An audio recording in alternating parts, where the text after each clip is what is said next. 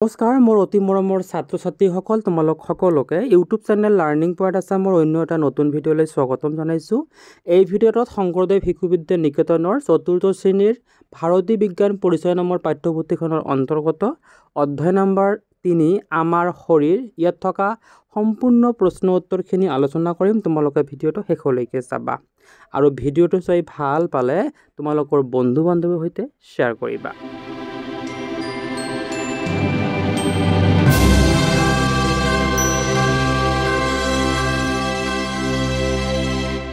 অধ্যায় ৩ আৰু অধ্যায়টোৰ নাম হৈছে আমাৰ শৰীৰ। চোৱা তোমালোকৰ ১ নম্বৰ প্ৰশ্নটো দিয়া আছে জ্ঞানেন্দ্ৰিয় কাক বোলে। তোমালোকে উত্তৰত লিখিবা চকু, নাক, কাণ, জিভা আৰু ছাল এই ৫টা ইন্দ্ৰিয়ক একেলগে জ্ঞানেন্দ্ৰিয় বোলে। ইয়াৰ পিছত ২ নম্বৰ প্ৰশ্নটো দিয়া আছে আমাৰ শৰীৰৰ আভ্যন্তৰীণ অংগবোৰৰ নাম লিখা। তোমালোকে উত্তৰত লিখিবা আমাৰ শৰীৰৰ আভ্যন্তৰীণ অংগবোৰৰ নাম হৈছে হাওঁফাওঁ, বৃক্ক, কলিজা, পাকস্থলী, খাদ্যনলী, মগজু আদি। ইয়াৰ পিছত ৩ নম্বৰ প্ৰশ্নটো দিয়া আছে তলত দিয়া অংগসমূহৰ চিত্ৰ আঁকা আৰু ইহঁতৰ কাম কাজ বৰ্ণনা কৰা।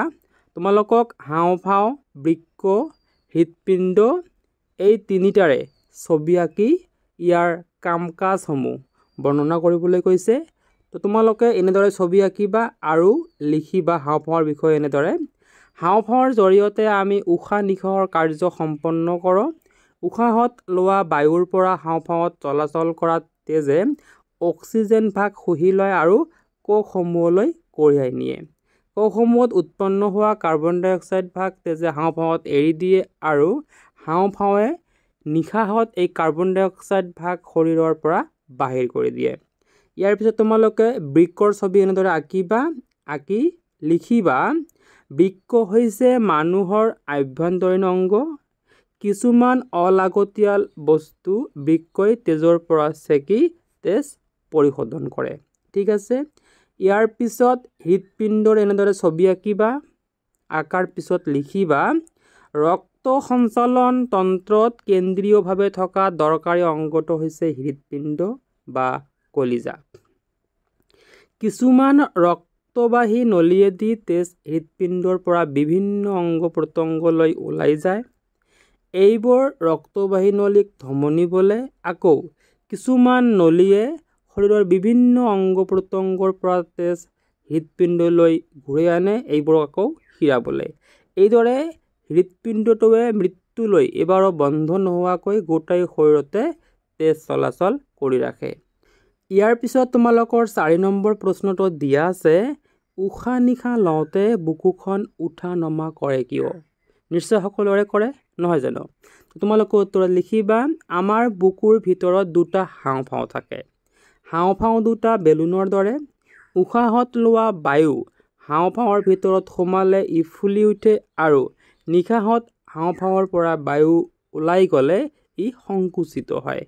সেইবাবে আমি উশাহ নিশাহ লওঁতে বুকুখন উঠা নমা কৰে।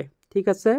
ইয়াৰ পিছত তোমালোকৰ ৫ নম্বৰ প্ৰশ্নটো দিয়া আছে ধমনী আৰু শিৰাৰ পাৰ্থক্য লিখা। তোমালোকে লিখিবা ধমনী আৰু শিৰাৰ মাজত পাৰ্থক্য হৈছে ধমনীয়ে হৃদপিণ্ডৰ পৰা তেজ শৰীৰৰ বিভিন্ন অংগ প্ৰত্যংগলৈ কঢ়িয়াই নিয়ে, আনহাতে শিৰাই শৰীৰৰ বিভিন্ন অংগ প্ৰত্যংগৰ পৰা তেজ হৃদপিণ্ডলৈ ঘূৰাই আনে।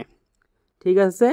ইয়াৰ পিছত তোমালোকৰ ৬ নম্বৰ প্ৰশ্নটো দিয়া আছে মানুহৰ পাচন প্ৰণালী বৰ্ণনা কৰা।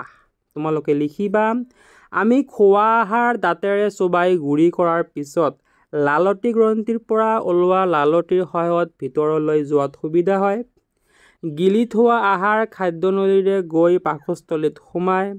পাকস্থলীৰ পৰা ওলোৱা পাচক ৰসে খাদ্যবস্তু কিছু পৰিমাণে হজম কৰে, অৰ্থাৎ খাদ্যৰ জটিল কণাবোৰ ভাঙি সৰল খাদ্য কণাত পৰিণত হয়।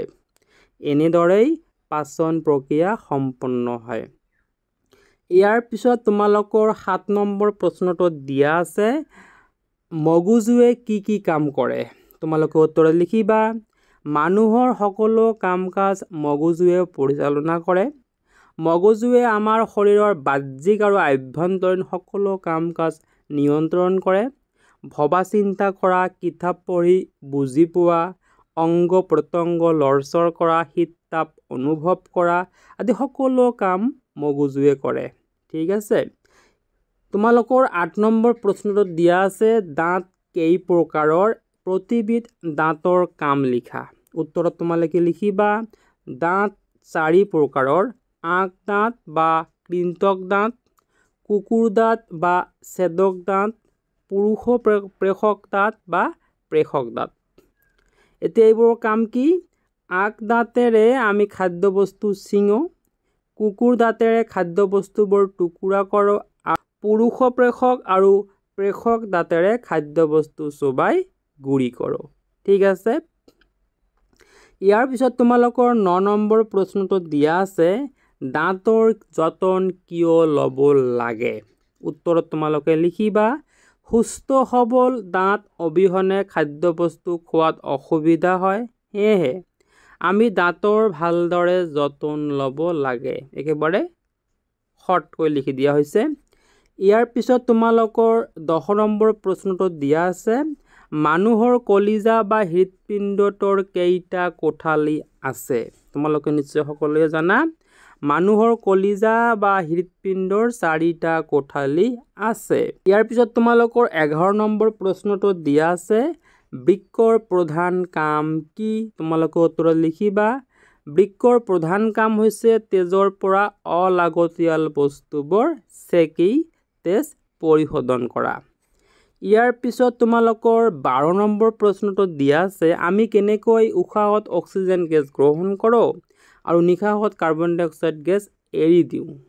তোমালোকে উত্তৰত লিখিবা উশাহত লোৱা বায়ুৰ পৰা হাঁওফাঁওত চলাচল কৰা তেজে অক্সিজেন ভাগ শুহি লয় আৰু কোষসমূহলৈ কঢ়িয়াই নিয়ে। কোষসমূহত উৎপন্ন হোৱা কাৰ্বন ডাই অক্সাইড ভাগ তেজে হাঁওফাঁওত এৰি দিয়ে আৰু হাঁওফাঁওৱে নিশাহত এই কাৰ্বন ডাই অক্সাইড ভাগ শৰীৰৰ পৰা বাহিৰ কৰি দিয়ে। তো মৰমৰ ছাত্ৰ ছাত্ৰীসকল এই অধ্যায়টিত থকা প্ৰশ্ন উত্তৰ ইমানখিনিয়ে আছিলে। ভিডিঅ'টো ভাল পালে আগলৈকে শ্বেয়াৰ কৰিব।